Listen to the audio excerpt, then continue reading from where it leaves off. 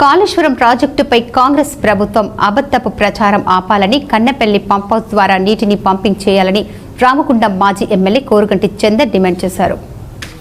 Godavarikhani press క్లబ్లో సోమవారం ఏర్పాటు చేసిన మీడియా సమావేశంలో మాజీ ఎమ్మెల్యే మాట్లాడుతూ 420 హామీలతో అధికారం చేపట్టి కన్నెపల్లి పంప్ హౌస్ ద్వారా నీటిని పంపింగ్ చేసి రైతులకు సాగునీరు అందించే అవకాశం ఉన్నా ఇవ్వకుండా రైతుల పంట పొలాలను ఎండపెడుతుందని ఆరోపించారు.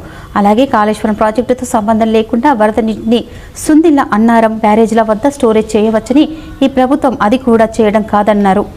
కాంగ్రెస్ ప్రభుత్వానికి కేవలం బీఆర్ఎస్ పార్టీని కేసీఆర్ను బద్నాం చేయాలన్న ఆలోచన తప్ప రైతులకు సాగునీరు అందించాలన్న ఆలోచన లేదని దుయ్యబట్టారు.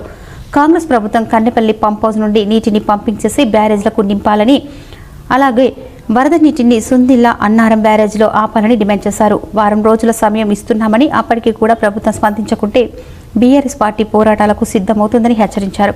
అలాగే జూలై 9న తలపెట్టిన దేశవ్యాప్త సమ్మెలో Singareni, RFCL, NTPC, Basanth Nagar factory permanent కార్మికులకు కాంట్రాక్టు కార్మికులు పాల్గొని విజయవంతం చేయాలని పిలుపునిచ్చారు. కార్మిక వర్గాన్ని యాజమాన్యాలకు కట్టుబానిసలుగా మార్చే 4 లేబర్ కోడ్ల రద్దు, కార్మిక వర్గంతా కేంద్ర ప్రభుత్వంలో కన్నెర్ర చేయాలని కోరారు. 420 హామీలతోని అధికారంలోకి వచ్చినటువంటి యొక్క కాంగ్రెస్ పార్టీ ఈరోజు పొలాలను ఎండబెడుతూ రైతులను ఇబ్బందుల పాలు చేస్తూ ఉన్నది. గత 19-20 నెలలుగా వారికి ఈ యొక్క ప్రాంతంలో ఉన్నటువంటి రైతులకు నీళ్ళు అందించాలనే ఆలోచన ఎంతవరకు ఉన్నది అనేది మనకు తేటతెల్లం అయిపోయింది. ఇప్పటికైనా వాళ్ళు బుద్ధి తెచ్చుకొని ఇప్పటికైనా ఆలోచన చేసి కాళేశ్వరం ప్రాజెక్టు కేసీఆర్ గారు ఏ విధంగా అయితే నీటిని కన్నెపల్లి పంప్ హౌస్ ద్వారా ఎత్తిపోసి తెలంగాణ ప్రాంతంలో ఉన్నటువంటి ప్రతి ఎకరానికి నీళ్ళు అందించాలనేటువంటి విధంగా ఆలోచన చేసి ఆచరణలో పెట్టినారో ఈ యొక్క కాంగ్రెస్ ప్రభుత్వం ఇది ఆచరణ పెట్టాల్సినటువంటి సందర్భం వచ్చింది. ఈరోజు కన్నెపల్లి పంప్ హౌస్లో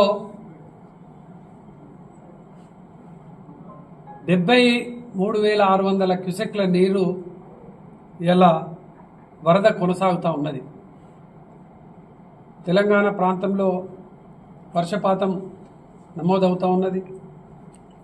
ఇతర ప్రాంతాల నుంచి కూడా వరద వస్తున్నటువంటి ఈ యొక్క నేపథ్యంలో Kannepalli pump house minimum drawdown level 93 ఇప్పుడు నీళ్లు 96 మీటర్ల ఎత్తు నుంచి వెళ్ళి నీళ్లు పోతూ ఉన్నాయి. ఇలా మేము డిమాండ్ చేస్తూ ఉన్నాం, పంప్ హౌజులు ఆన్ చేసి రోజుకు మినిమం 2 టీఎంసీ వాటర్ అయినా కూడా ఎత్తిపోవడానికి అవకాశం ఉన్నది. ఏదో అబద్ధాలతోని, అబద్ధపు ప్రచారాలతోని ఎన్నికల సమయంలో అక్కడ 80 పిల్లర్లు ఉంటే 2 పిల్లర్లు ఏదో డ్యామేజ్ అయినాయి కదా, వాటిని సాకు చూపి ఈ యొక్క ప్రభుత్వం ఇప్పటి వరకు ఆ యొక్క వాటిని పిల్లర్లను మరమ్మతు చేయకపోగా వచ్చినటువంటి నీళ్లను ఇలా సముద్రంలో కలిసే విధంగా చేస్తూ ఉన్నారు. వీళ్లకు కేసీఆర్ గారి మీద, బీఆర్ఎస్ మీద బురద జల్లడము, కేసీఆర్ గారికి వచ్చినటువంటి పేరును మళ్ళీ ఎట్లా దాన్ని తీసేయడం అనే ఆలోచన తప్ప వీళ్లకు రైతుల మీద ప్రేమ లేదనేది ఇలా అర్థమవుతా ఉన్నది. కేంద్ర ప్రభుత్వం అమలు చేస్తాము అని ప్రకటించినటువంటి 4 లేబర్ కోడ్స్ను వెంటనే రద్దు చేయాలి. ఈ నెల 9వ నాడు సమ్మెకు పిలుపునిచ్చినటువంటి నేపథ్యంలో రామగుండం పారిశ్రామిక ప్రాంతంలో ఉన్నటువంటి ఎన్టీపీసీ, కేశవరాం, అదేవిధంగా సింగరేణి, ఈ ప్రాంతంలో ఉన్నటువంటి కాంట్రాక్ట్ కార్మికులు,